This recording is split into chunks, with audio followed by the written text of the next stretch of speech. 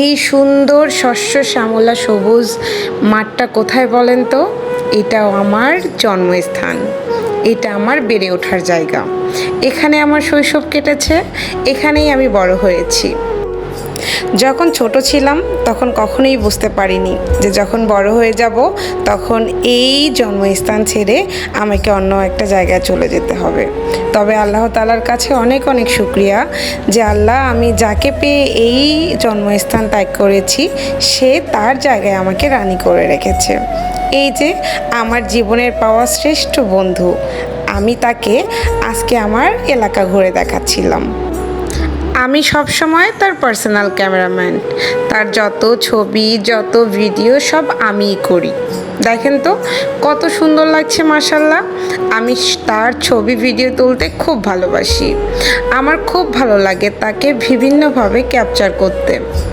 আমি তাকে আজকে আমার বাবার এলাকা ঘুরে দেখাচ্ছি, তার সঙ্গে সঙ্গে অনেকগুলো স্মৃতি ধরেও রাখছি। দেখেন আমরা কত সুন্দর একটা সময় স্পেন্ড করছিলাম, আর আমার জন্মস্থানটা কত সুন্দর মাশাল্লাহ। সবার কাছেই সবার জন্মস্থান বেস্ট হয়, আমার কাছেও তার ব্যতিক্রম কিছু না। আমি যখন আমার বাবার বাসায় ঘুরতে আসি তখন প্রত্যেকটা সেকেন্ড প্রত্যেকটা মিনিট আমার অন্যরকম একটা ভালো লাগা কাজ করে।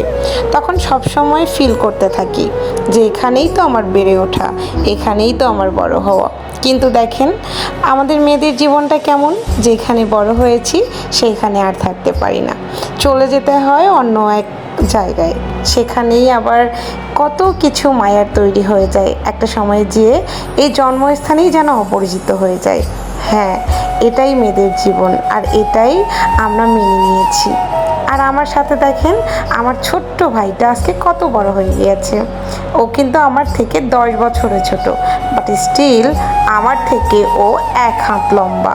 তাহলে ভাবা যায় বলেন তো?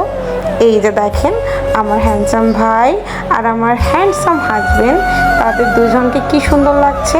সাথে পরিবেশ কি যে সুন্দর ছিল, একদিকে ছিল নদী নালা আর একদিকে ছিল জমি, সব মিলিয়ে আবহাওয়াটাও অনেক সুন্দর ছিল। আর মাশাল্লাহ সূর্যটা যখন অস্ত যাচ্ছিল। সবার কেমন লাগলো আজকের এই ভিডিও অবশ্যই আমাকে কমেন্ট করে জানাতে ভুলবেন না। যদি ভালো লাগে থাকে অবশ্যই আমাকে জানিয়ে দেবেন একটা কমেন্ট করে। আল্লাহ হাফিজ এভরিওয়ান।